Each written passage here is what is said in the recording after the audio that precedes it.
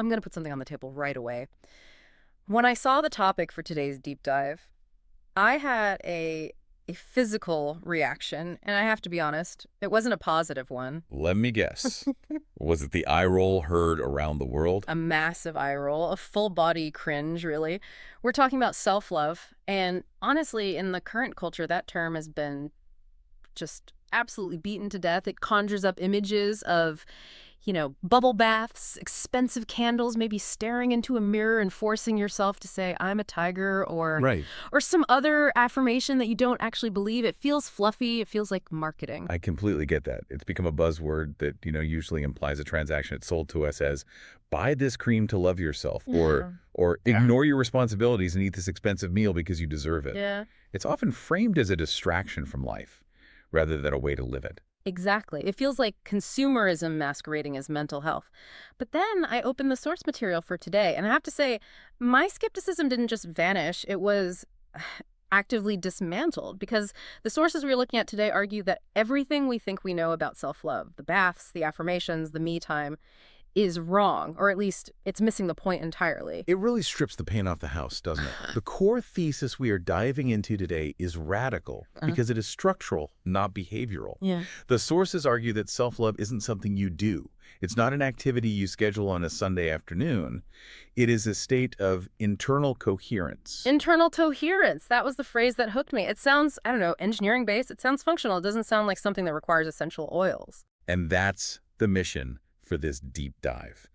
We are going to move away from the feel-good cliches and look at the mechanics of self-agreement. We're going to look at why true self-love is actually about ending a civil war inside your own head. And spoiler alert, the sources say that real self-love doesn't feel like euphoria. It feels like quiet.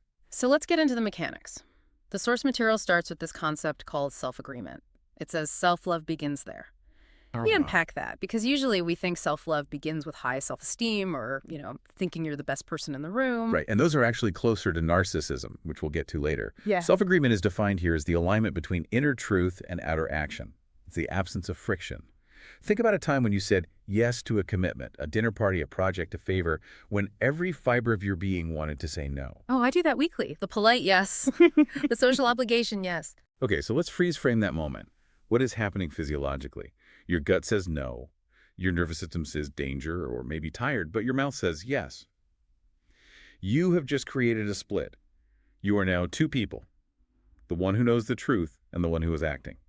That is a state of self-disagreement. And the argument here is that you cannot love yourself if you are essentially lying to yourself. Precisely. It's impossible to feel love, which is a state of unity, when you are actively dividing yourself. When those two things, the inner knowing and the outer action, are aligned, love is just. Yeah. It's generated automatically. It's a byproduct of integrity. You don't have to manufacture it with affirmations. This leads to a really interesting point the text makes about worth. I think this is where a lot of people, myself included, get stuck. We feel like we have to earn self-love. We have to be fit enough, rich enough, or productive enough. Once I get the promotion, then I'm allowed to love myself. That is the transactional view of worth. It's the idea that you are a project to be completed. And the sources go really hard on this. They state clearly, worth is not a belief. You cannot believe your way into worthiness. Worth is a condition of existence. They used an analogy here that I actually found really helpful, but also kind of challenging. The tree. It's a beautiful image. The source says, a tree does not practice self-love. It grows according to its nature. I want to pause on that. Yeah. Because a tree doesn't wake up and look at the oak next door and say, man, his branches are way more symmetrical than mine. I guess I shouldn't photosynthesize today. Right. It doesn't apologize for taking up space. It doesn't ask permission to drink the groundwater. It doesn't worry if it's too tall or not tall enough. It just is. It grows according to its blueprint. But, and here is the devil's advocate in me, I am not a tree. I have a mortgage. I have social pressure. I have an ego. I have a history. It's easy for a tree to just be. Humans have complex brains that seem designed to complicate this. Isn't it a bit reductive to say, be like the tree? It would be reductive if the advice was, act like a tree. But the insight is deeper. The source argues that this tree state, this state of inherent worth, is actually our natural setting too. We are biological organisms just like the tree, but we get blocked. The text calls this fragmentation. The reason we don't feel that natural self-love is because we are fragmented. Okay, fragmentation. This is the Civil War idea we touched on in the intro. Break this down for us. If we are born like the tree, how do we get chopped up? Well, think about how we are socialized. From a very young age, we are taught to pit parts of ourselves against each other. We are taught that our intellect is superior to our instinct. We're taught that safety is more important than desire, or that being polite is more important than being honest. So we start slicing ourselves up. I have the me that I show the world, which is the polite, productive employee. And then I have the me that I actually am, which might be tired or creative or messy. Exactly. And eventually those parts start fighting. The source describes this as an internal argument that never ends. One part of you wants to rest. The other part, let's call it the internal manager, says, no, if you rest, you're lazy and you'll fail. One part of you wants to speak up. The protector part says, no, stay quiet. It's safer. And if you are living in that state 24/7, of course you don't feel self-love. You're in a combat zone. You're in a combat zone where both sides are you. That's the tragedy of it. The text defines self-love not as liking yourself, which is just an opinion, but as the reunion of these parts. It's the peace treaty. It's when the mind stops bullying the body. It's when the intellect stops dismissing the intuition. I imagine this has a massive impact physically. The source mentioned the nervous system, and that clicked for me. Because when I'm in that internal debate, I feel physically tight. It's huge. If you are fragmented, your body is constantly bracing for an attack coming from inside. Your cortisol is spiking because you are fighting a threat, but the threat is your own thought process. When that argument stops, when you reach that state of coherence, the nervous system stabilizes. The text mentions that decision-making becomes radically simpler. Because you don't have to hold a committee meeting for every choice. Right. You don't have the should I versus I want to debate. You just know I am hungry, so I will eat. I am tired, so I will sleep. I don't want to go, so I will decline. The energy that you were using to fight yourself becomes available for living your life. That brings us to the vibe of self-love. Because if I'm honest, when I think of someone who loves themselves, I usually think of someone who is a bit loud about it. You know, oh, I'm amazing. I'm living my best life. The main character energy trend. Yes. But the source material strikes that down immediately. It says embodied self-love is quiet. This is a crucial distinction. The text makes a clear separation between self-love and narcissism, or aesthetic self-focus. Narcissism is loud because it is fragile. It needs constant external validation to sustain itself. It's a performance. It's a balloon that needs to be constantly inflated by other people's compliments. Exactly. But true self-love, the source says it does not seek validation or visibility. It's grounding. Think about the most genuinely confident person you know. Not the loudest person, but the most secure. Do they run around telling everyone how secure they are? No, they usually barely talk about themselves in that way. They're just there. They feel solid. That's the tree coming back. A tree doesn't scream, look at my leaves, it just stands there. The source argues that when you are truly integrated, you lose the need to explain yourself. You lose the need to defend your worth. That's actually a really good litmus test for anyone listening. If you feel the need to broadcast how happy or successful you are, that might not be self-love. That might be the fragmentation trying to prove something. And here's the kicker. The text says a self-love person is more available to other people, not less. Which is counterintuitive. We're taught that self-love is selfish. That if you love yourself, you're just, gazing into your own navel. But think about the mechanics. If you are insecure, if you are fragmented, you are constantly self-obsessed. You have to be. You are scanning every room. Do they like me? Did I say the wrong thing? Do I look okay? Your bandwidth is entirely consumed by you. Wow. Yeah. Insecurity is actually incredibly narcissistic in practice. Even if it feels like self-loathing, you're still the only thing you're thinking about. Precisely. When that hole is filled, or when you realize there is no hole, you can actually look outward. You can actually see other people. Because you aren't using them as mirrors to check your own reflection, you become present. Okay, I want to pivot to the practical side, because we have this concept of internal coherence and quiet grounding. But what does that look like on a Tuesday? Does it mean we just sit around being zen? Or, and this is the big fear people have, does it mean we just indulge every whim? I love myself, so I'm going to eat this entire cake and blow off work. This is the most common criticism of the self-love movement, that it's just hedonism, that if we stop beating ourselves up, we'll become lazy blobs. But the source tackles this head-on. It says self-love is not indulgence, it is precision. Precision, I like that word. It feels sharp. It implies accuracy. It means having the discernment to know what you actually need versus what you just want in the moment to numb out. The text gives examples. Knowing when to rest versus when to move.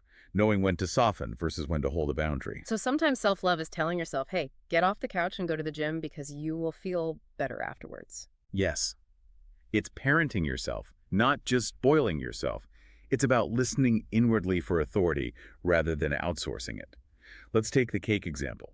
If you are eating the cake because you are stressed, avoiding a difficult email and trying to numb that anxiety, that is fragmentation. That is not self-love. That's the Civil War again. One part is anxious, the other part is shoving sugar at it to shut it up. Exactly.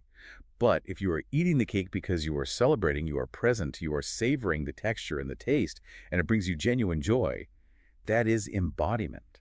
The action looks the same from the outside, but the internal state is completely different. It's the difference between escaping and experiencing. And this brings us to the body. You can't talk about this without talking about the physical vessel. The source is very emphatic that the body is an ally, not a problem to be fixed. I feel like so many of us treat our bodies like a broken car or an unruly employee. Why won't you look the way I want? Why are you tired? Do what I say. That is the ultimate fragmentation. The mind versus the body. Embodiment means sensation becomes trustworthy again. You stop fighting the vehicle you are traveling in. You start listening to it. If the body says stop, you stop. You don't override it with the mind. This shift from fixing to listening seems to be the underlying theme of this entire deep dive. It is. And nowhere does this play out more dramatically and more painfully than in our relationships with other people. Oh, let's get into the relationship stuff, because this is where the rubber meets the road. We've all heard the line, you can't love anyone else until you love yourself. Which, to be honest, has always annoyed me. It feels like a gatekeeper. Like, sorry, you're too damaged to date, go away and fix yourself, then come back when you're perfect. It can feel very lonely. But the source reframes this beautifully. It doesn't say you can't love others. It says that if you are fragmented, your relationships will likely be attempts to fix that fragmentation. We use other people as bandages. Or as puzzle pieces. We look for someone to complete us. The text says a person rooted in self-love does not chase connection. They become a point of resonance. A point of resonance. Explain that. It changes the dynamic from need to choice. If you are already in agreement with yourself, if you are internally coherent, you don't need a partner to agree with you to feel real. Oh, wow. You don't need them to validate your existence. So the relationship becomes an exchange between two wholes. Exactly. It dissolves dependency. It dissolves the desperate need to be chosen. The source has a powerful line here. Choice becomes mutual rather than desperate. It sounds healthier, but also scarier. Because if I don't need you, why am I with you? Because you enjoy them. Because you appreciate them. Isn't that a higher form of love? To be with someone, not because they plug a hole in your psyche, but because you genuinely resonate with who they are. That stops the Jerry Maguire thing. You complete me. It suggests that you complete me is actually a red flag. It implies you are incomplete on your own. It puts a tremendous burden on the other person to be your entire internal support structure. But what about the messy stuff? Because nobody is a perfect, glowing sphere of wholeness. We have shadows. We have jealousy, pettiness, anger. Does self-love mean I have to look at my flaws and say, oh, I just love that I'm incredibly impatient? No, that's toxic positivity. The text is very specific about this. Self-love includes the shadow, but it doesn't mean liking every trait. It means refusing to exile any part of yourself. Refusing to exile, that goes back to the fragmentation idea. Exactly. Usually, when we feel something bad, like jealousy, we shove it down into the basement. We shame it. I shouldn't feel this. I'm a bad person. And the source says that exiling it just makes it louder. It starts banging on the pipes. Right. Self-love means inviting it upstairs and saying, I see you. You are part of this house. I'm not going to let you drive the car, but you are allowed to sit in the back seat. You acknowledge it without letting it run the show. The source uses a term here that I think everyone needs to write down. Clean accountability. Yes. This is fascinating. Often when we make a mistake, we spiral into shame. I did a bad thing, therefore I am bad. That is identity collapse. Which is paralyzing. You can't fix anything if you're curled up in a ball of self-hatred. Exactly. Shame is incredibly inefficient. It takes so much energy to hate yourself. Clean accountability is different. It says, I did something that didn't align with my values. I see it. I accept that I did it. I will correct it. It separates the behavior from the worth. And that allows you to actually grow. You can address the behavior because you aren't busy attacking your own existence. It's practical. It's effective. Listening to all of this, the tree, the internal coherence, the clean accountability, it sounds like self-love is actually just growing up or becoming a functioning adult human. In a spiritual and psychological sense, yes. The Source calls it a remembrance. Remember. It's recognizing that love originates within and moves outward. It's not something you go out and hunt for. It's a return to functionality. We aren't trying to build a new, better self. We are trying to remember the self that was there before we started fighting it. It really does come back to the tree. The tree doesn't have to learn how to be a tree. It just has to not be blocked from being one. And that leads to the final promise of the text. Yeah. It says, when self-love is embodied, when you stop the civil war, life becomes simpler. Simpler, not necessarily easier. Right. The Source was careful there. Right. Life is still life. There are still bills and breakups and traffic jams. You will still get sad, you will still get angry, but it becomes clearer. The text says, clarity is what allows love to move freely without distortion. That shift from doing the affirmations, the performing, the transaction to allowing, it's a huge mental shift. It feels like taking off a heavy backpack you didn't know you were wearing. That's a perfect way to describe it. It's the shift from trying to build a self that is lovable to realizing that the self already exists and just needs to be integrated. You know, usually at the end of these deep dives, I try to summarize the top 3 takeaways. But today, I'm just left with this feeling of quiet. That's the goal, isn't it? It is. It really is. We've covered a lot, from the tree analogy and the myth of earning worth to the internal civil war fragmentation, and finally this idea of clean accountability versus shame. But if you take one thing away from this, I hope it's that image of the reunion. The reunion of the self. Not fixing, but reuniting. So here's a question for you to carry with you today, something to mull over that we touched on, but is really a personal exploration for everyone listening. Talked about the internal argument. Right. So ask yourself, what parts of you are currently arguing? Is it your head and your heart, your ambition and your exhaustion, your desire for connection and your fear of rejection? And here's the provocative thought. What would it actually feel like to let them agree? Not for one to win and the other to lose. Not to crush your fear or silence your ambition, but for them to actually stop fighting. What would happen to your energy if that war ended today? It's a question worth sitting with. Thanks for joining us on this deep dive. Always a pleasure. See you next time.